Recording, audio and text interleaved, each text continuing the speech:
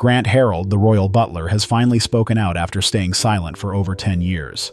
Now at 47, he has revealed something profound about Prince Harry that many suspected, and it's worse than expected. Harrold is done with polite interviews and avoiding the truth. What he said is not just a rumor. It strikes at Harry's carefully built image. His delivery was cold and final. This isn't just about family issues or tabloid stories. It touches on something more profound that has been hidden in plain sight. The key questions are, why did he speak out now, and what will happen next? Let's explore this further. The butler who knew too much. For most people, being a butler is just a job. For Grant Harrold, it was much more. He didn't just serve wine or arrange dinners. He was part of the daily life of the royal family. From 2004 to 2011, he worked for then Prince Charles and witnessed everything, every formal smile and every quiet moment behind closed doors. He also saw Prince Harry during key years, when Harry was partying, when the media debated whether he was the fun royal or a source of embarrassment, and when the public still viewed him as Diana's cheeky son. Throughout this time, Harrold observed closely while folding napkins with the precision of someone who knew more than he ever shared. At first, Harrold was professional. In interviews, he often spoke well of the royal family. He praised King Charles's attention to detail, appreciated Camilla's sense of humor, and described Harry as lively and kind. While he didn't show favorites, he liked Harry, which the public enjoyed. Unlike other former staffers, he had tact and restraint. But recently, something changed. Now, at 47, Harrold is speaking out more openly. People are noticing a shift in his tone. He used to choose his words carefully, but now there's frustration in what he says. His expressions, once warm, now show annoyance and disappointment. In recent interviews, he is more animated and less restrained. You can see him making faces, as if he's finally expressing thoughts he kept hidden. Recently, he said, "The world must know this," with a serious voice. That line sent a chill through royal watchers. When a former royal butler makes a statement like that, it's not about gossip or scandal. It hints at something bigger that could change how we view Prince Harry. What makes this more interesting is that Harrold doesn't sound bitter. He sounds disappointed. He appears to have once believed in the royal family, but now feels differently. He has seen the story unfold from inside and is now finally sharing his perspective. It's not common for royal insiders to break their silence. They are trained to keep secrets. So, when one starts talking, people pay attention, especially when that person was close to Prince Harry. Harrold has not revealed everything yet. What he has shared suggests deeper concerns. He hints at something significant, and each sentence adds to the feeling he is building toward a crucial point. He recognizes Harry's charm and likability, but suggests there is more, something people either did not see or didn't want to see. If Harrold is ready to name it, the outcome could be severe. If he is correct, it may mean everything we thought we knew about Prince Harry was part of an act, and the person behind that act was better at it than we ever imagined. Cracks in the castle walls. The royal family has always been cautious about transparency. Every public appearance is carefully rehearsed, ensuring that smiles and waves are practiced. When Prince Harry began to share more about his life, the monarchy faced a significant shift. His decision to step back from royal duties was not merely about leaving the palace, but also about breaking free from its expectations. The departure was complicated and noisy, marked by interviews, documentaries, and lawsuits, as Harry engaged with the media he had previously criticized. This transformation was gradual. Many ignored the signs of Harry's discontent, viewing them as youthful missteps. Inside the palace, however, tensions were rising. Harry, known for his free spirit, brought a sense of levity to royal life, but often found himself in trouble, such as the Vegas photos and wearing a Nazi costume. The royal aides were familiar with managing these incidents, which they termed damage control. Observers like Grant Harrold must have wondered how far the situation would escalate. Then Meghan entered the picture. Some saw her as a breath of fresh air, while others saw her as a disruption. His changes were noticeable, but not entirely surprising for those close to Harry. Meghan may have accelerated his distancing from royal obligations, but the issues were already present. Harry had begun to separate himself long before their relationship. However, his departure created significant chaos. The Oprah interview felt like a manifesto against the monarchy, revealing deep issues such as racism and emotional neglect, which contradicted the royal family's carefully crafted image. While Harry professed love for his family, his words revealed a sense of anger and conflict. At first, Harrold remained silent, but eventually he voiced his concerns. Rather than defending the monarchy, he expressed confusion over Harry and Meghan's contradictions regarding their desire for privacy. He noted how the palace had to adjust in their absence, his comments reflecting genuine worry rather than malice. This concern came from someone who had seen much in his years of service. Harrold was not alone. Other former staff members voiced similar sentiments, and feelings of betrayal began to surface in tabloids and within palace walls. King Charles reportedly felt hurt, while Prince William expressed anger. Although there were attempts toward reconciliation, a more profound sense of distrust emerged. Ironically, Harry often claimed he sought healing in space rather than separation. Yet his public actions, like revealing personal stories and participating in documentaries, widened the rift. Harry's new approach must have seemed perplexing for someone like Harrold, who had learned the importance of privacy. Harrold carefully chose his words and avoided harsh criticism, though hints of his frustration were evident. As he grows older and gains more experience, he appears compelled to speak out. Many believe they understand the narrative, a troubled prince with a rebellious spirit. However, what if the underlying issues within the monarchy aren't solely due to its failure to support Harry, but also arise from his efforts to create divisions? If this holds, what are his true intentions? Harrold's perspective suggests more to the story, and his future comments could significantly impact the ongoing narrative. Whispers and warnings. There is a distinction between being critical and genuinely concerned. Grant Harrold, a former royal staff member, has altered his tone regarding Prince Harry. He now expresses a warning that has been developing over the last decade. This shift is evident in his body language, expressions, and tone. He maintained a polite demeanor in past interviews, adhering to royal etiquette.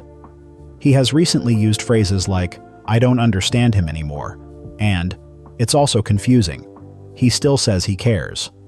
These statements convey uncertainty and deeper emotions. Harrold was among the few who witnessed Harry's honesty, not just his public image.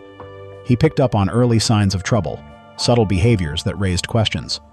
Harrold spoke candidly when discussing Harry's contradictions, such as seeking privacy while participating in documentaries or criticizing the palace while continuing to use royal titles. He leaned back, crossed his arms, and said, "I think the world needs to ask some serious questions." This remark indicated that he was prepared to voice his concerns. In another interview, Harrold paused thoughtfully before stating, "There's a difference between being honest and convincing, and people often confuse the two." This statement, though unexplained, quickly spread online, leading many to wonder about its implications. Was he suggesting that Harry might not be truthful, or that he has become skilled at deception? If so, it raises doubts about whether Harry has built a public persona disconnected from reality. What else might he be concealing? Following Harrold's remarks, attention intensified. Reporters began to pursue the story, while royal aides opted not to comment. Those close to Harrold revealed that he has been sharing more privately, motivated not by bitterness, but by a sense of honesty. He seems weary of seeing someone portrayed as a victim while leaving chaos in his wake. The timing of Harrold's comments is also noteworthy. Why has he chosen to speak out now, rather than during significant moments like the wedding or the release of Harry's book, Spare? Some speculate that Harrold hoped Harry would return to his true self. Now it appears he has lost that hope and is not alone. More insiders are beginning to share their thoughts privately, which suggests that Harrold is not the only one who has held back. When one person speaks out, others might follow. Harrold's recent nervous smiles and sharp breaths during interviews indicate that what he shares next could be significant. Harrold began by discussing royal etiquette at a private London event, but the mood shifted dramatically. At 47, he remarked, "At 47, former royal Butler finally reveals what everyone suspected about Prince Harry. And it's bad. I kept quiet for years. But now, the world must know this. Something about Harry always felt off." He insinuated that something more was at play, saying, "He was charming, but it felt rehearsed, like he was playing a role." As he continued, he made the audience uncomfortable by stating that Harry used his charm to win people over rather than to connect. He then made a viral statement. "I truly believe Harry learned how to mimic sincerity. That's dangerous. He's not who people think he is. Not really." The backlash was immediate. Some defended Harry while others sided with Harrold. He maintained composure, suggesting that Harry's image as a wounded prince might be a carefully constructed facade. He knows how to give people what they want. The question is, what does he want?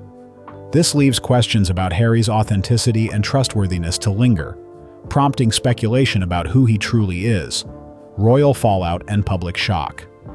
Harrold's comments about Prince Harry went viral soon after they leaked online. He suggested that Harry, who is often seen as the royal family's honest voice, might have been putting on an act. The palace responded quickly but silently, with insiders hinting at suspicions they had held for a long time. One aide said, "Harrold said what many have long suspected," while another stated, "Now that's the version of Harry we knew." For the first time, the palace did not rush to support him. Prince William was reportedly angry, with sources saying the brothers hadn't talked in over 2 years. Harrold's remarks ended any hope for reconciliation. Public reactions were mixed. Some accused Harrold of being bitter, while others felt he shared what needed to be said. Harrold, known for keeping quiet, finally spoke out, prompting many to rethink Harry's past statements. His quote, "He learned to mimic sincerity," gained much attention on social media.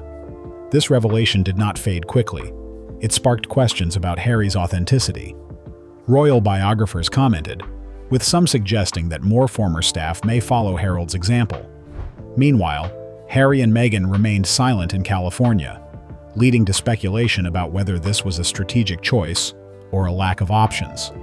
This situation was a big challenge for Harry, whose public image relies on being seen as genuine. Harrold's comments suggested the royal family might have understood Harry's behavior better than the public, raising questions about what other truths might have been missed. A reputation in question. Following Grant Harrold's comments, something significant began to change regarding Prince Harry. The strong support and sympathy he once received became less confident. People started questioning whether they had been too quick to defend him and had not asked more challenging questions. This controversy couldn't be dismissed with a PR statement or a family photo. Harrold, who had seen Harry privately, spoke with authority that could not be ignored. Observers looked at Harry's life again, not to judge, but to understand. His charity work, military service, and mental health advocacy are fundamental and essential. Still, some wondered if these were genuine actions or part of a carefully crafted public image. Harry's silence added to the uncertainty. In the past, he responded to press attacks. Now he said nothing. There was no clarification or response to Harrold's remarks, only a strange quiet that suggested his team was unsure how to handle the situation. Even his supporters in the media began to speak more cautiously. They started using words like troubled, complex, and contradictory. Terms like honest and transparent seemed to disappear. The real issue was not just the headlines or public anger, but a slow loss of trust. Once doubt arises, it is hard to remove. If people start to think, what if this is all just an act? The truth becomes less important than the doubt itself. Harrold has stayed quiet again. He may have said all he intended, or is observing the situation unfold as expected. Either way, his message was heard. It did not just highlight a flaw, it revealed a deeper issue in Harry's public persona. Now, we face a new royal story, one not defined by villain and victim, but by the unsettling thought that Harry may have understood the public too well. He learned how to present himself as we wanted, until someone voiced what many feared to admit. Now that it has been said, it cannot be taken back. If the man who once worked for Prince Harry questions the authenticity of it all, what does that mean for what we believed? Is the honest Harry only now starting to show, or has he been hiding in plain sight? Let us know what you think in the comments.